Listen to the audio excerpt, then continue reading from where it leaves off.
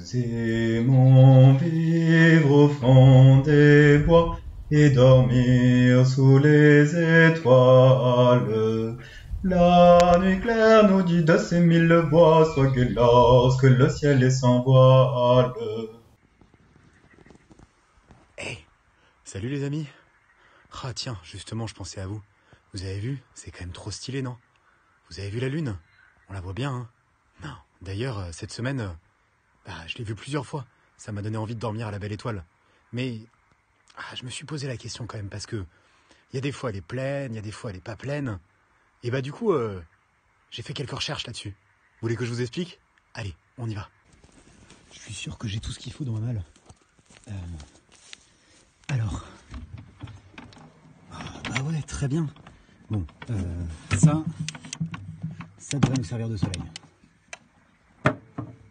Ensuite, mon globe, ce sera parfait pour faire la lune. Enfin, pour faire la Terre. Et enfin, on va prendre la lune.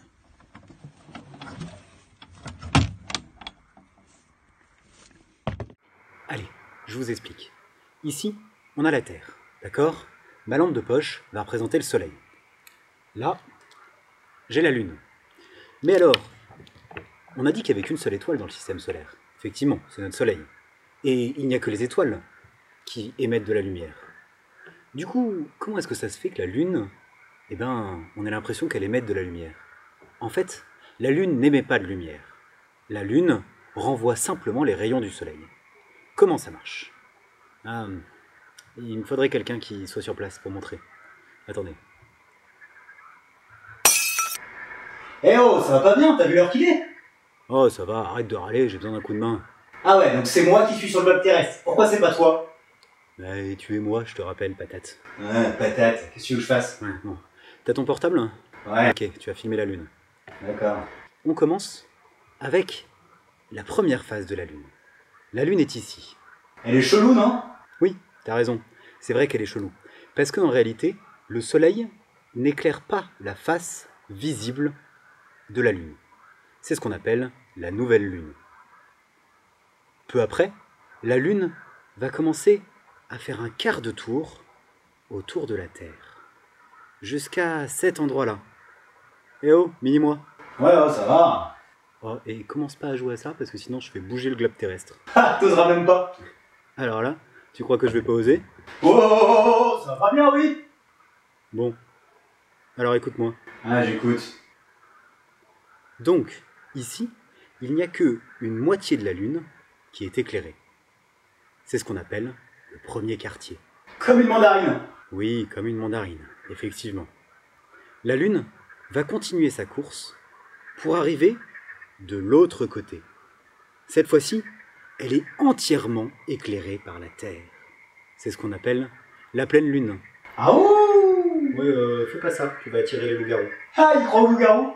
Non, je crois pas aux loups-garous. Si. Quand même, je suis pas hyper rassuré. Bah. Oui, bon, ça va, on passe. Bref, la Lune va continuer sa course pour arriver jusqu'ici, avec ce qu'on appelle le dernier quartier.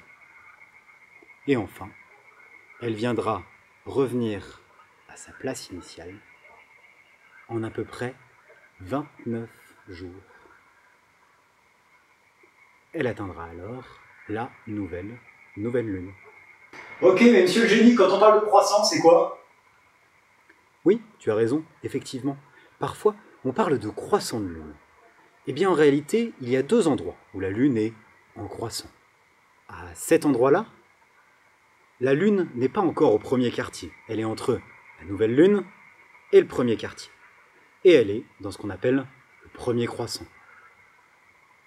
Si elle fait tout le tour, entre le dernier quartier et la nouvelle lune, il y a ce qu'on appelle le dernier croissant. Et alors vous allez me dire, comment est-ce qu'on appelle la lune quand elle est entre le deuxième quartier et la pleine lune? Et bien dans ces cas-là, elle est quasiment éclairée en totalité et on l'appelle la lune gibbeuse. Ici. Ou ici.